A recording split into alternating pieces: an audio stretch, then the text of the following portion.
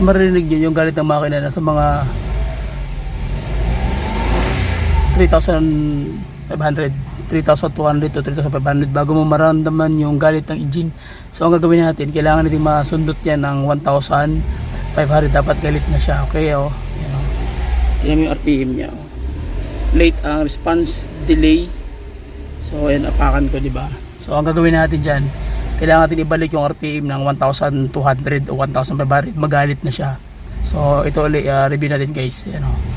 Ngayon ilalagay natin ang Hado engine treatment at Hado atomic oil para makita natin kung ano ang kalalabasan. Okay, so Hado atomic oil yan, and then yung kanyang Hado engine treatment mismo yung concentrated ilalagay naman sa loob ng makina. After that, maglalagay naman ng Hado Fuel Extreme Economy sa fuel tank, tatlong 250 ml para makita natin kung ano kalalabasan ng pag-uusap. Okay, so ganoon na kasimple guys, wala ka na ibang gagawin, ganoon lang sa proseso na ginawa natin. So tara, check natin. Okay, so ayan na guys, after a few minutes, so ayan na, gagawin natin, check natin yung kanyang RPM. Wait lang, maingay yung unit sa labas, tricycle, ayun, dumaan. Sige, pakinggan natin yung RPM at pakinggan nyo mabuti yung RPM, yung galit ng RPM sa 1,000.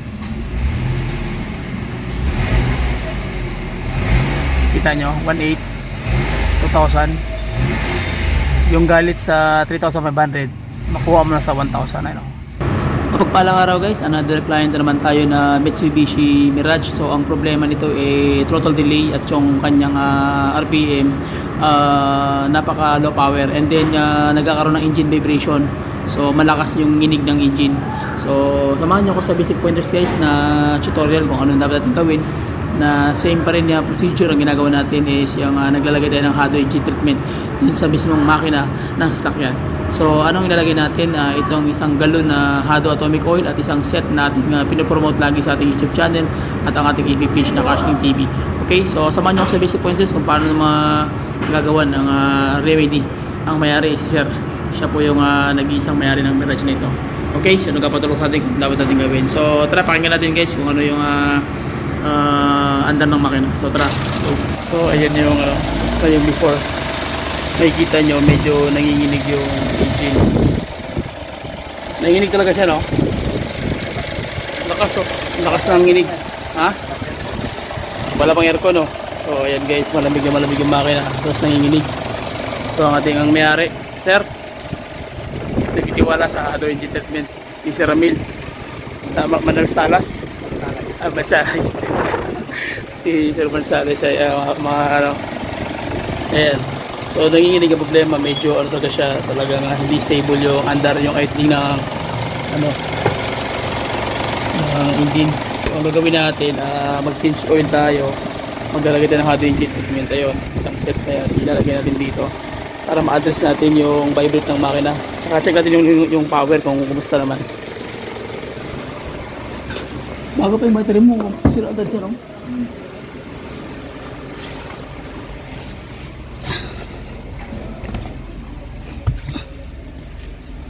So ayan, RPM tayo guys, automatic transmission Mirage.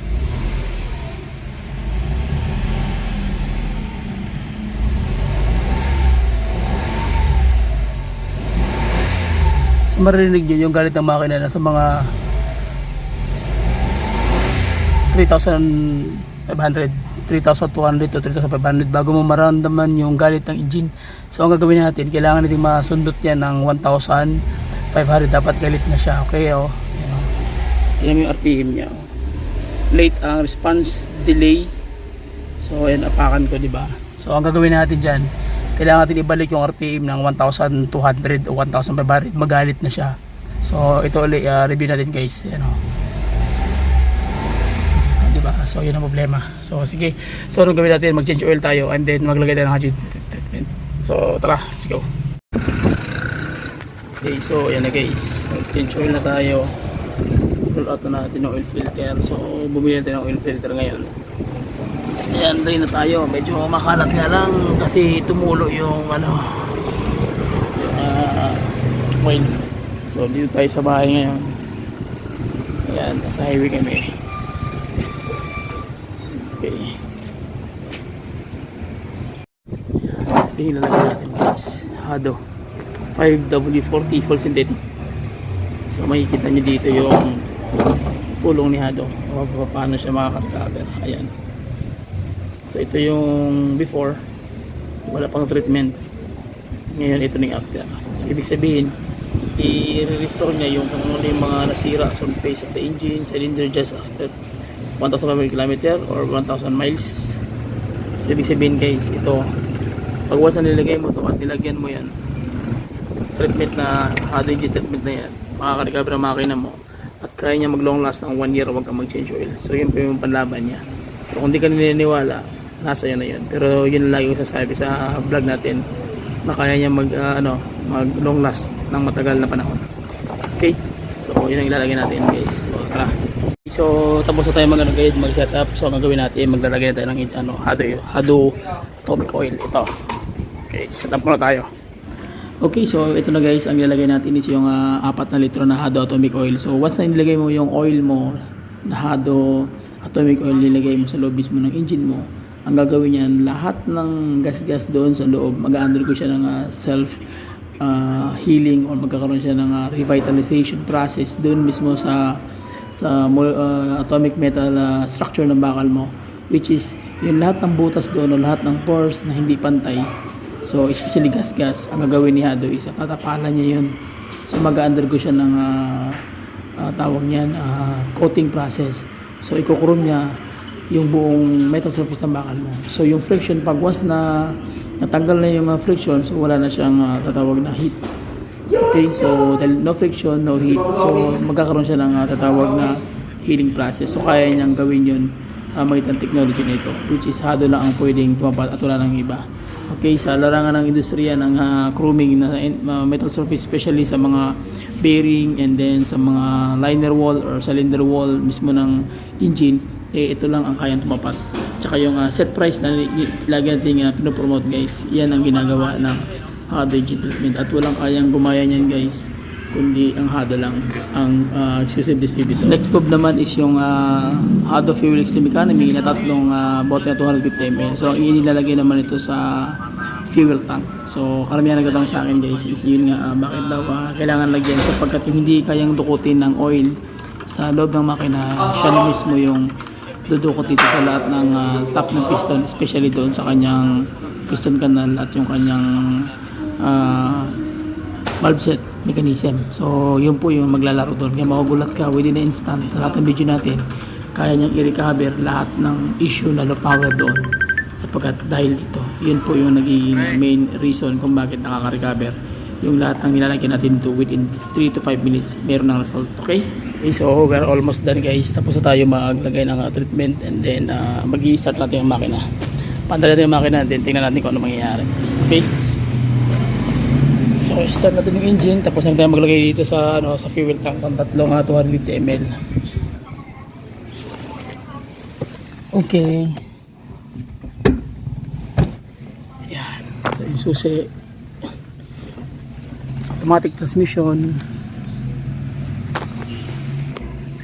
Okay, so start natin guys. On position, start. So ayan na. Wait lang. So ang gagawin natin, i-idle muna natin ng mga ilang minutes yan hanggang sa kumalat yung Hado engine treatment doon mismo sa loob ng kanyang system ng internal parts, especially sa mga metal surface ng bakal kung saan nagkakaroon ng tatawag na friction guys. Okay, nakikita nyo yung nginig, malakas pa rin. Okay, so after few minutes balik tayo, check natin kung ano mangyayari. Okay, so tara, let's go. Okay, so ayan na guys, after a few minutes, so ayan na, gagawin natin, check natin yung kanyang RPM. Wait lang, maingay yung unit sa labas. Tayo sige, ayun, dumaan. Sige, pakinggan natin yung RPM at pakinggan nyo mabuti yung RPM, yung galit ng RPM sa 1,000. Kita nyo, 1,800, 2,000. Yung galit sa 3,500, makuha mo na sa 1,000. Ano? Kita mo, di ba? 1,500. Galit na siya masyado pagdating sa 2,800. So ibig sabihin iba na yung kanyang reaction. Ayan o. ibang iba na kaysa ng kanina. So pwede nang ihataw. So yun po yung nagiging result ng Hado engine treatment tsaka yung Hado atomic oil. So yung Hado atomic oil, once na mag-chrome yan doon tsaka yung Hado engine treatment, 10 years warranty po yan bago yan matanggal. Okay, so ibig sabihin 120,000 kilometer ang itatakbo mo bago matanggal yung ano. Bro, teka bro,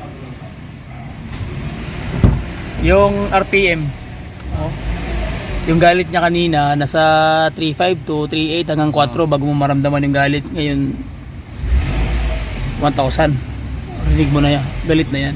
Kaya hindi ka na mamamatayan pag halimbawa nakatrisera ka o ano. Power, oh, lakas na, oh. Lakas, oh.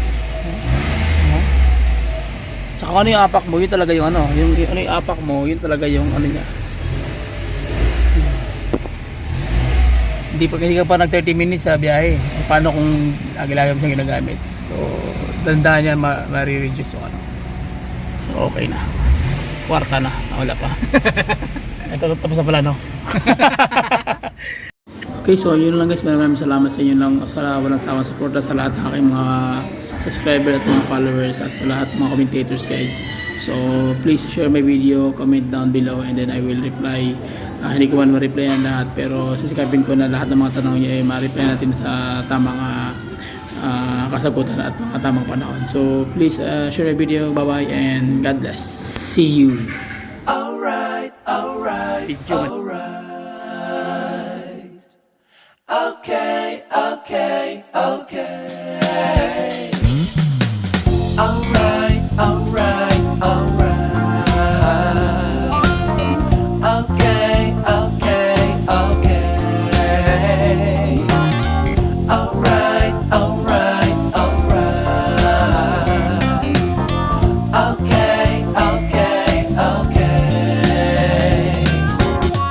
Dup, da, da, da, dup, dup, da, da, da, da.